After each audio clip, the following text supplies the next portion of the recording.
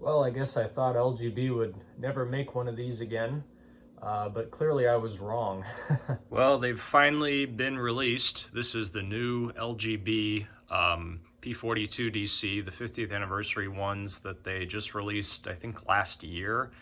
They announced these back in, I think, 2021 or 2022, shortly after Amtrak's 50th anniversary. So back in 2005, LGB was producing the Amtrak P42s. The original run consisted of Phase 3, Phase 4, and Phase 5. Phase 5, of course, being the most popular. Me personally, I have two Phase 5 units currently, and I also have a Phase 4 unit, which is slated to get repainted. I haven't decided what I want to repaint it into yet.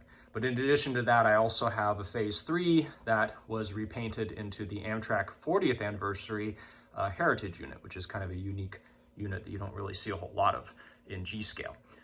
So with that being said, this is a factory painted Pepsi can based on the 50th anniversary paint scheme that Amtrak released a few years ago. And here it is in all of its glory. I have to say the paint on this is really crisp. They chose sort of, I think, it seems like it's a slightly more matte finish than the original units that they released. I have to say it looks really nice. They also chose to paint the wheels gray. I'm not sure why, but it kind of adds an interesting touch to it. So the only issue that I have with this engine is in terms of its functionality with the older P42s that they released 20 years ago. These have a new DCC system that basically controls the sound and the lights, and I think also the motors too. What this means is these do not, when you give them throttle commands with the DC 0 to 24 volt throttle, it does not respond quickly. And I'll show you out on the track what I mean.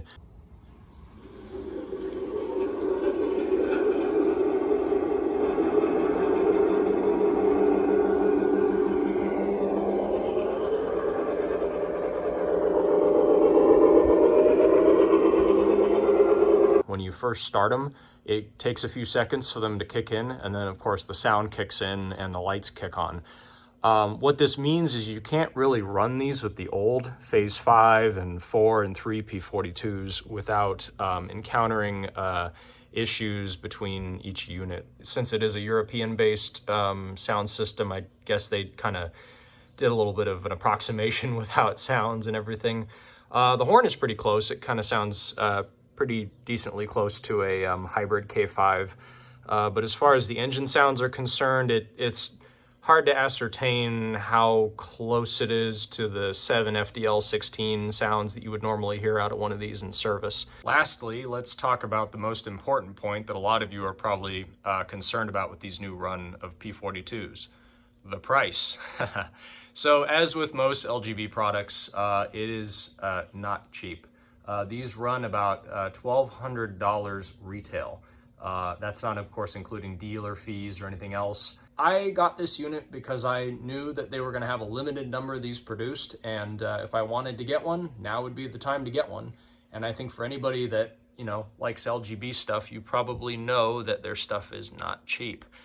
And here we have the old P42s next to the new P42.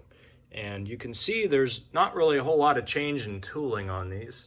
But like I said, the overall paint quality is really high, and I really like the crispness and the attention to detail on this new unit. So back there is my oldest P42 that I currently have in service, 174.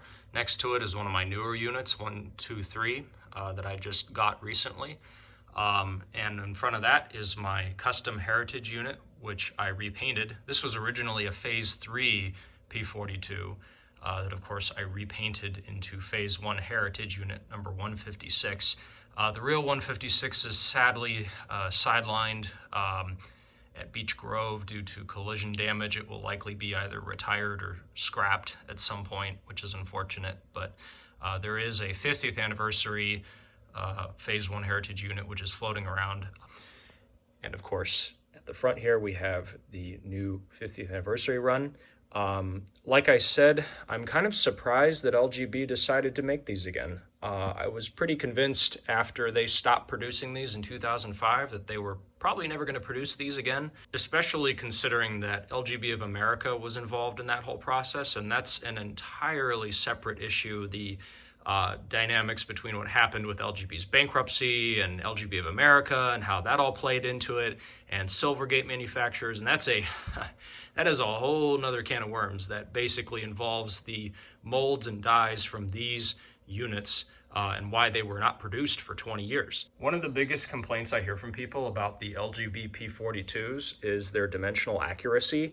It would be correct to say that these are about 1/29th in terms of their scale, but as with the Ampfleets, LGB decided to basically compromise a lot of the dimensions on these. So they're truncated in terms of length and height, they're expanded slightly, and width I think there might be about on par with 1/29th, but basically in every dimension you can imagine, they stretched or compressed it to basically, I presume for, being able to negotiate 2-foot radius curves.